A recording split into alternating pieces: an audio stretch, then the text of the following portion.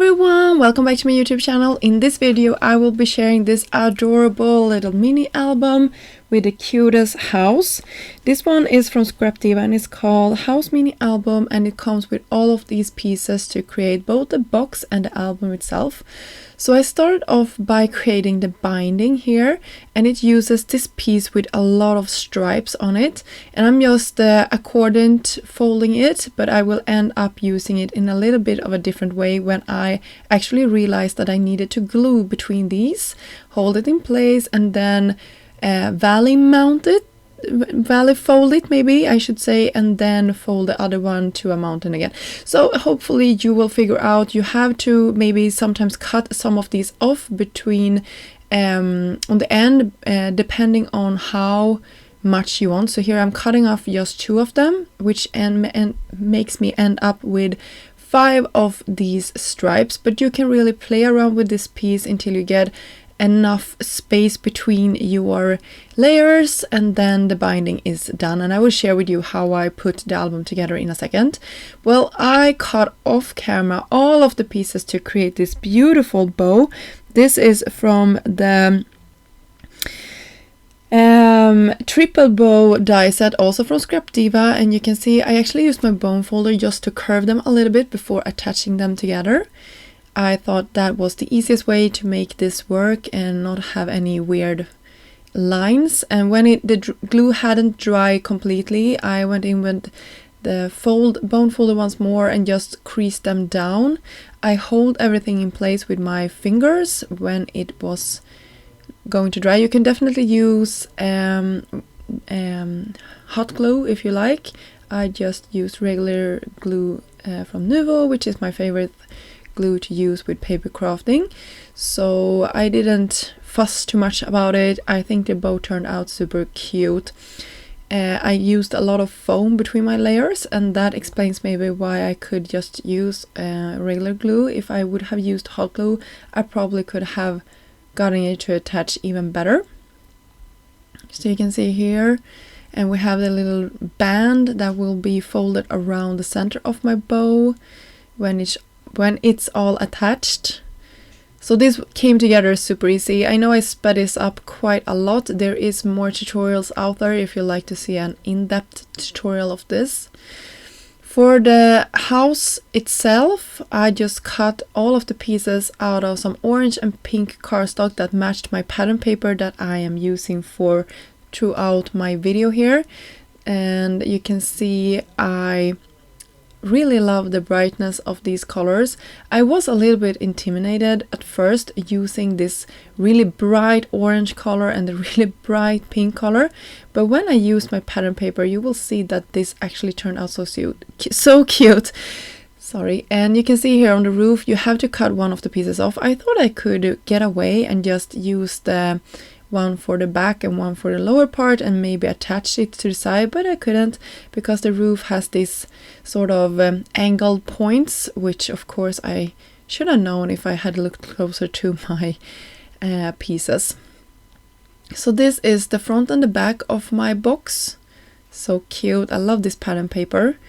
And this is the bottom part, I believe, of my box, and I will attach the sides to my box, and I will have them to the inside of the box itself, so you will not see them from the outside when the box is closed.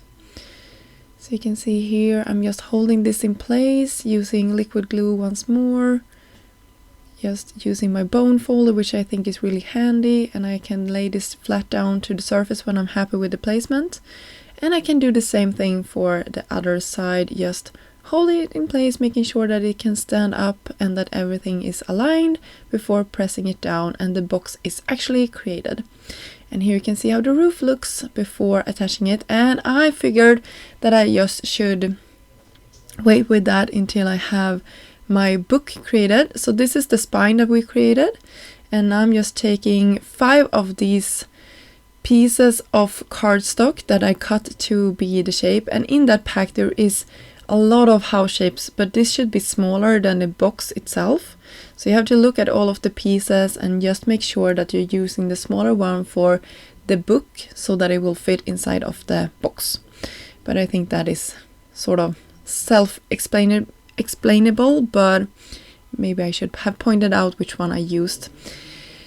So now I will decorate the inside of my box, and that will also cover up the spine for some of the parts there. So you can see that also makes this a little bit more strength to the binding. You could use another piece of cardstock, but that have made this really sturdy. So I decided to go ahead and just use the pattern paper for making it more sturdy. So there you go, you can see how everything looks, and we will have our spine also covered with a beautiful pattern paper. And the book is sort of done. For the roof, so I just thought I could take some glue and just attach it like this, and it will work, but I saw some of the design team use another trick where they just put some pattern or a spine on the inside, and that would have worked even better. So I would have done that if I had known that from the beginning. So here you can see the bow once more, and you can see how much foam I actually took to it to make sure that it would be in the right level for everything. So I'm a little bit off camera here, but I wanted my bow to be at an angle. So I will attach that so it looks something like that. And I also wanted some cute flowers, and this is from the Shabby Chic Flowers number 2. And I just used a gem for the center part of this. So cute, I really love it. And I will also have the sentiment here.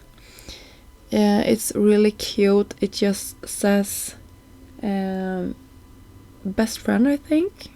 So cute.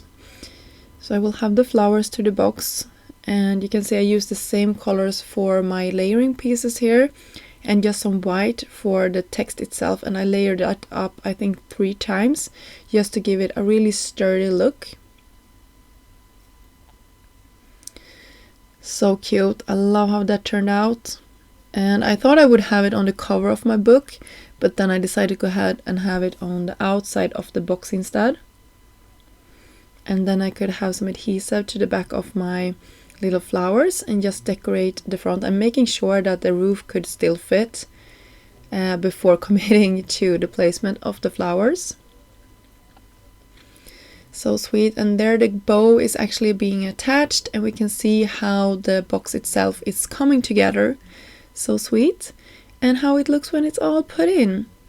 So now the only thing we have left to do is to start decorating the inside of this. And I was thinking that if I would do an album for my best friend, I wanted like a watch inside of it. So this is the romantic clock memory decks, and I just used the clock itself. You could definitely switch out the pattern paper in the back and have your sort of a friendship photo or something like that. I think that would be cute. And here is just the die I use. I just wanted to share it. I think it turned out so cute. And then I wanted some frames. So I was imagining the pattern paper being sort of a frame, or sorry, the photo. So you can switch out that little T-line there for making it into a photo of you and your bestie. Here is just a little pocket which you could put some ephemera into, maybe some memories that you have collected over the years that you could give to your friend. Maybe write a message on this little label.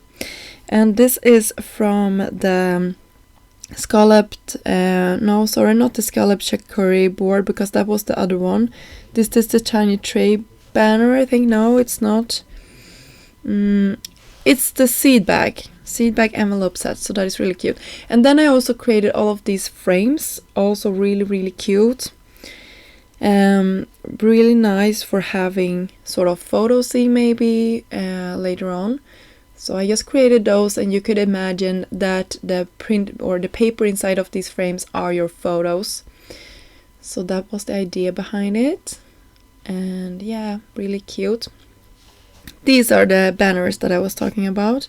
Really cute. And I was also thinking maybe that you could have a photo tucked or some ephemera tucked underneath these banners. Now I just glue them flat, but you can definitely just glue them to the sides, and then you could have something tucked underneath there.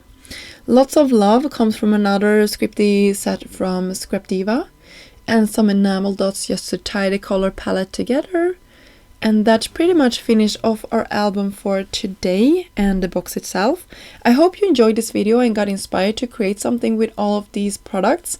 I think this was so much fun to put together. I had a blast and I loved the decorations and all of the tiny bits and pieces that I could fit into this little album itself. I hope you enjoyed this video and also got inspired to check out Scrap Diva's latest release. And of course I will be back soon with some more content featuring all of the products from this release.